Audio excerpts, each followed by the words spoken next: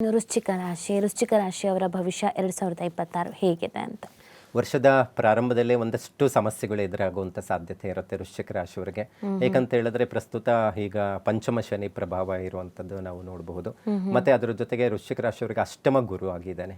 ಯಾಕಂದ್ರೆ ಅಷ್ಟಮ ಗುರು ಅಂತ ಹೇಳಿದ್ರೆ ಯಾವಾಗಲೂ ಯಾವುದನ್ನು ದುಡ್ಡಿನ ವಿಚಾರದಲ್ಲಿ ಬರಬೇಕಾದ್ರೂ ಕಷ್ಟಪಟ್ಟು ತೆಗೆದುಕೊಳ್ಳುವಂಥದ್ದು. ಈಗ ಸಂಬಳ ಬರಬೇಕಂದ್ರೆ ಇನ್ ಟೈಮ್ ಬರೋದಿಲ್ಲ, ಅಥವಾ ಯಾವುದೇ ಇನ್ವೆಸ್ಟ್ಮೆಂಟ್ ಮಾಡಿರುವಂಥ ದುಡ್ಡು ಸರಿಯಾದಂಥ ಸಂದರ್ಭದಲ್ಲಿ ಬರೋದಿಲ್ಲ. ಒಂದಷ್ಟು ಕಿರಿ ಪ್ರಾರಂಭ ಆಗುವಂಥದ್ದು ಇರುತ್ತೆ. ಚಂದ್ರ ಬೇರೆ ವೀಕ್ ಆಗಿದ್ದಾನೆ ಅವ್ರ ಜಾತಕದಲ್ಲಿ.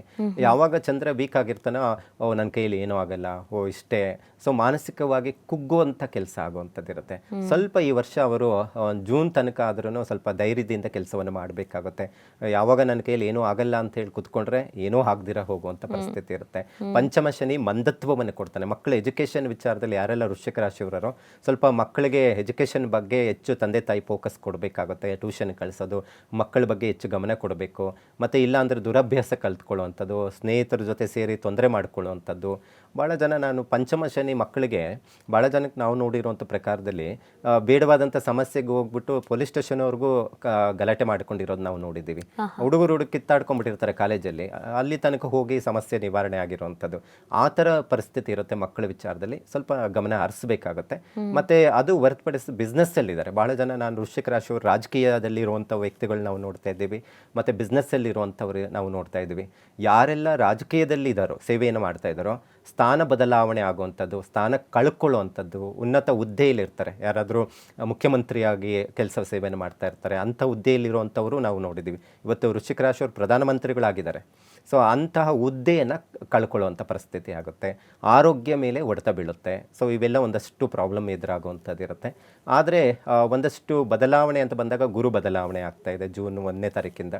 ಸೊ ಇದರಿಂದ ಏನಾಗುತ್ತೆ, ಒಂದಷ್ಟು ಚಿಕ್ಕ ಪುಟ್ಟ ವಿಚಾರದಲ್ಲಿ ಸಮಸ್ಯೆಗಳು ನಿವಾರಣೆ ಆಗುವಂಥದ್ದಿರುತ್ತೆ. ಅಂದರೆ ಜೂನ್ ನಂತರ ಒಂದು ಅರ್ಧ ವರ್ಷ ಆದಮೇಲೆ ಇವ್ರಿಗೊಂದಷ್ಟು ಒಳ್ಳೆ ಕೆಲಸ ಕಾರ್ಯಗಳು ಅನುಕೂಲ ಆಗುವಂಥದ್ದಿರುತ್ತೆ. ಒಂದಷ್ಟು ಶುಭ ಕಾರ್ಯಗಳು ನಡೆಯುವಂಥದ್ದಿರುತ್ತೆ. ಮತ್ತು ಯಾವಾಗ ನವಮ ಸ್ಥಾನಕ್ಕೆ 8ನೇ ಮನೆಯಿಂದ 9ನೇ ಮನೆಗೆ ಯಾವಾಗ ಗುರು ಬದಲಾವಣೆ ಆಗ್ತಾನೋ ಅದು ಪರಮೋಚ್ಚ ಸ್ಥಾನ. ಸೊ ಅಂಥ ಸಂದರ್ಭದಲ್ಲಿ ಪಿತ್ರಾರ್ಜಿತ ಆಸ್ತಿ, ಯಾಕಂದರೆ 9ನೇ ಮನೆ ತಂದೆ ಸ್ಥಾನ ಅಂತ ಹೇಳ್ತೀವಿ. ಹಾಗಾಗಿ ತಂದೆ ಕಡೆಯಿಂದ ಬರುವಂಥ ಆಸ್ತಿ ವಿವಾದಗಳು ಏನಾದರೂ ಇದ್ದರೆ ನಿವಾರಣೆ ಆಗುತ್ತೆ. ಅಥವಾ ಭೂಮಿ ಅಥವಾ ಕೆಲವು ಪಿತ್ರಾರ್ಜಿತ ಆಸ್ತಿ ಕೈಗೆ ಬಂದು ಸೇರುವಂಥ ಸಾಧ್ಯತೆಗಳು ಇರುತ್ತೆ.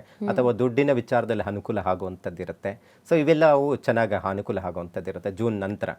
ಆದರೆ ಆ ಸಂದರ್ಭದಲ್ಲಿ ಇನ್ನಷ್ಟು ಅಭಿವೃದ್ಧಿ ಅಂದರೆ ಬಿಸ್ನೆಸ್ಸಲ್ಲಿರುವಂಥವ್ರಿಗೆ ಭಾಳ ಜನ ಹಿಂದೆ ಇನ್ವೆಸ್ಟ್ಮೆಂಟ್ ಮಾಡಿರ್ತಾರೆ, ಅದರಲ್ಲಿ ಹೆಚ್ಚು ಲಾಭವನ್ನು ನಿರೀಕ್ಷೆ ಮಾಡಬಹುದು. ವರ್ಷ ಪೂರ್ತಿನ ಅವರಿಗೆ ಉತ್ತಮವಾದಂಥ ಜೂನಿಂದ ನವಂಬರ್ವರೆಗೂ ಬಹಳ ಚೆನ್ನಾಗಿರುತ್ತೆ. ಅಭಿವೃದ್ಧಿ ಕಾರ್ಯಗಳಾಗುತ್ತೆ, ವಿವಾಹ ಶುಭ ಕಾರ್ಯಗಳಾಗುವಂಥ ಸಾಧ್ಯತೆಗಳು ಜಾಸ್ತಿ ಇರುತ್ತೆ.